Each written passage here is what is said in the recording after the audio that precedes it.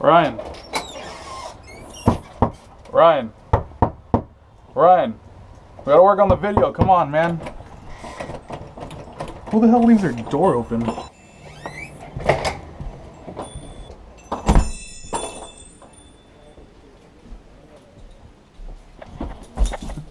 Ryan? These are his shoes. Ryan? Ryan?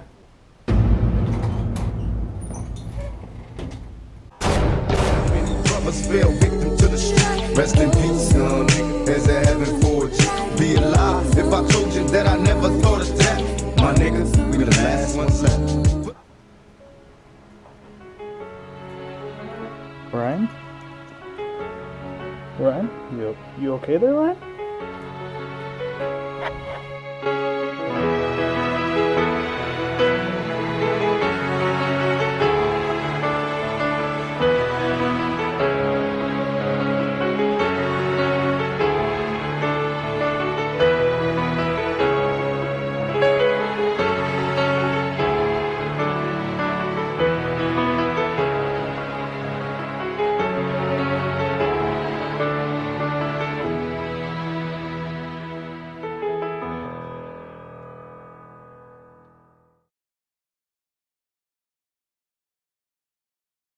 What is justice? Is justice what a judicial system deems right, or is it what our instincts as humans deems morally right? This is one of the many questions I asked myself after watching Psycho-Pass, a story of a justice system run by the government. In a world where everything is chosen for you, does choice really matter? Let's find out. Ladies and gentlemen, welcome to Ocean Planet. My name is WK, and today we're going to be talking about Psycho-Pass. Let's dive in.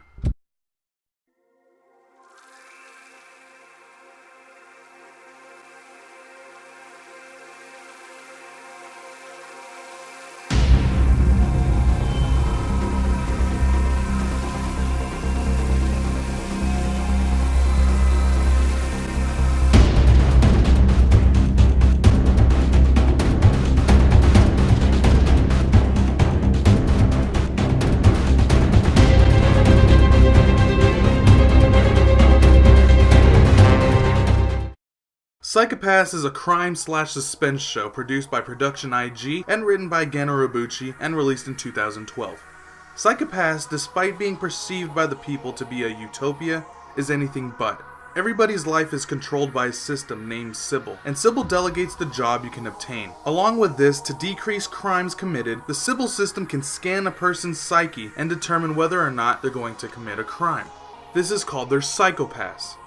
How it handles the criminals is either a stun shot, so the person can be brought in for therapy, or if the person was deemed to be too far gone, they will be eliminated, in mostly gruesome fashion. The more clouded your Psycho-Pass is, the more blood there is to be shed. In walks our story's main protagonist, Detective Tsunemori, a young inspector fresh out of training. She's introduced to what are known as enforcers, people who were labeled as latent criminals, but given the chance to become, as the show calls, hunting dogs. They really fall into the great minds, or in this case, criminal minds, think alike.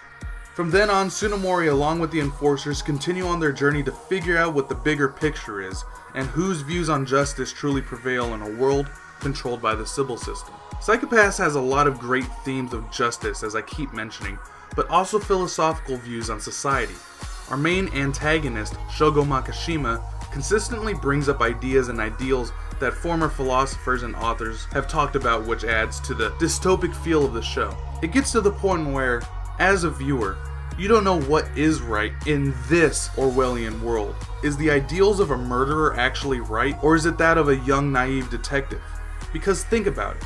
How does a system judge a person? What makes a person a criminal? Is it through numbers of psychoanalysis? If everything is left to the Sybil system, are the people truly free? Our main protagonist is Akane Tsunemori, our naive main female lead. Her views and actions of justice always seem to be that of which is current and morally right.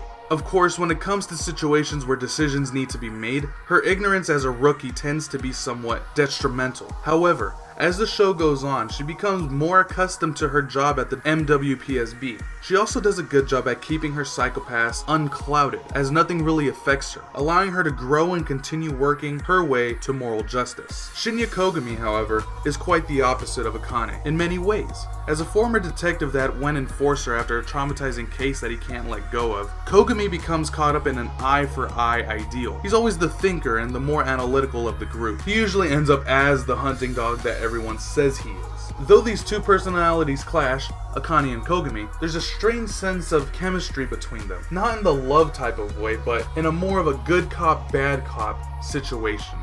Their worldviews are immensely different, but still they both strive for what is true justice. This gives the pacing of Psycho-Pass a nice gradual inclination, because as these two powers start to understand their enemy, you get to see whose ideas of justice truly prevail. The side characters are also well-rounded, at least to a point. Some of them, like Masaoka and Yaoyoi, get decent amounts of screen time to further your immersion in the enforcers. However, one of the characters who needed at least a background episode, like Kagari, doesn't even get any, and he was a latent criminal at the age of 5. Why? I don't know. Show never says anything. Anyway, moving on. Animation in Psycho-Pass is either breathtakingly amazing or meh. The way the city looks dark and grim looks great, but character designs, well, the fight scenes are choreographed phenomenally. Oh, but look at her eyes. I'm sorry, but for everything else that looks great in the show, Tsunemori looks derp.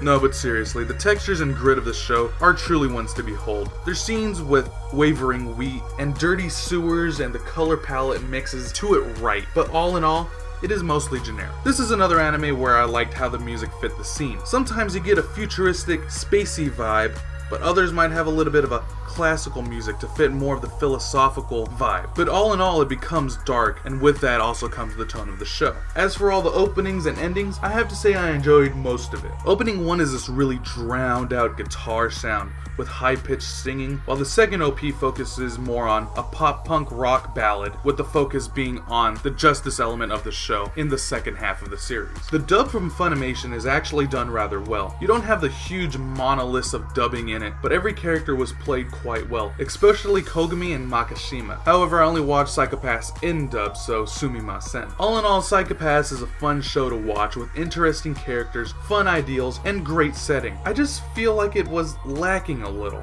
Everything was laid out right, shock factor and suspense were there, but I think it could have been just a little bit better, something to make it a little bit more memorable. Of course, with its season 2 coming out, who knows, maybe we'll get a huge finale to an otherwise fun story. With all that being said, Psycho-Pass gets an 8.5 out of 10. Once again, thank you all for watching, and until next time, keep swimming.